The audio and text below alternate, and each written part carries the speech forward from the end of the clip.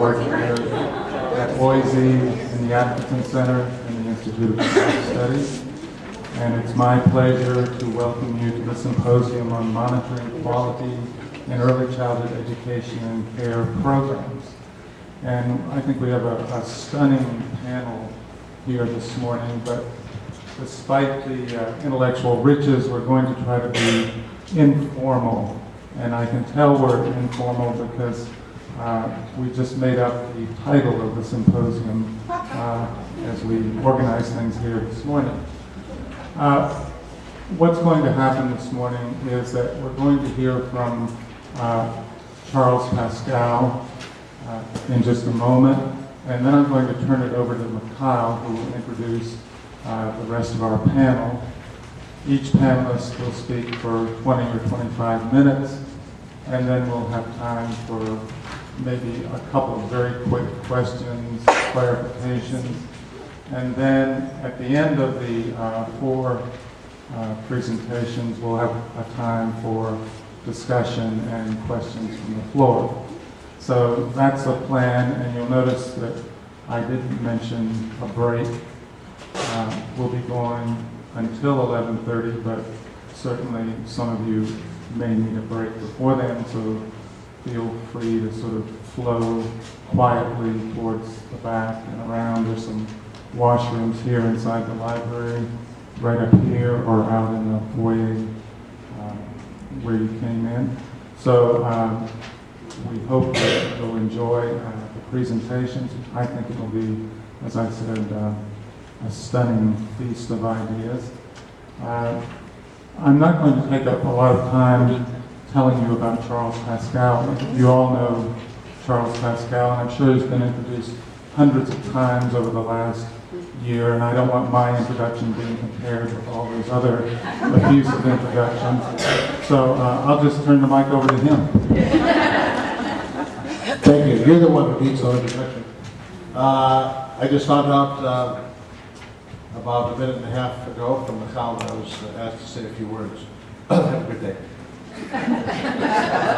While I have the mic, this is remarkable, and it's very exciting.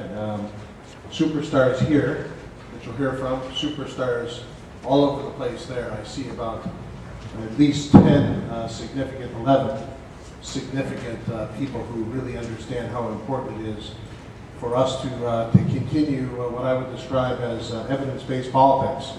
That's what's going on in Ontario right now. Evidence-based politics, go figure. I mean, that's pretty refreshing to find in one jurisdiction anywhere in the Western world where decisions are made based on what's good, in this case, for kids and families.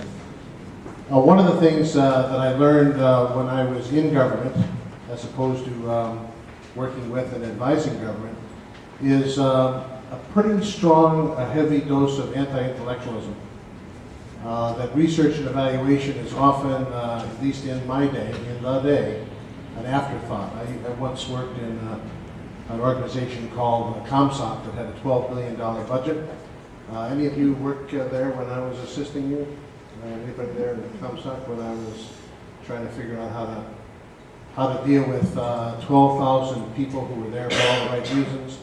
And I asked, my second day on the job when I was being briefed by the assistant deputy ministers, I'd love to meet our director of research.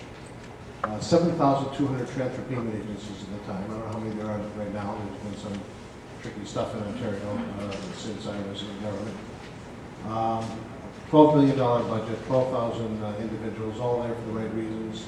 And when I asked to sit in on a meeting with the director of research, the ADMs all looked at each other quizzically and nervously and said, yeah, Sandy Lang, the late Sandy Lang, said, yeah, we could arrange to meet with her. And the next day, Penny Gross comes in, and I said, I'd love to sit in on your research meetings. And I promise I won't. I just want to learn and see what we're doing in terms of tenure research and evaluation. And she says, well, we could start that right now. It's just me. One individual in a part-timer, $12 billion budget, 7,200 transfer payment agencies. Things are better now, I think. And I know that the Premier wants to to be able to answer the question, so what? What's the impact? And so this time, the Ministry of Education, under the direction of Jim Reeve, the very able assistant deputy minister, is in the process of developing plans.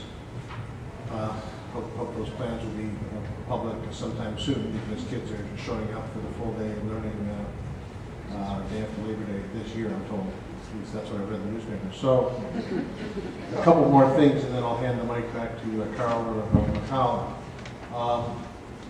Number one, we have to answer the following kinds of questions. And by the way, today is about full day learning, mainly, but as you know from last week's announcement, the Premier's prenatal to 12-year-old vision is alive and well. And so we need to think about that continuum as we look at the fulcrum of change with the 4 and 5-year-old kids. The research and evaluation questions. How's my child doing? How's my child doing? How's the program doing? How's the system doing? How's the economy doing? What's the fiscal and economic impact? Obviously, we're thinking long term. And finally, I think, how's the community doing? That's that interaction between what goes on in an elementary school and what goes on in the neighboring community. So I'm just delighted that Carl and Cal and others, we have a very distinguished guest from the province of Quebec and others in the audience.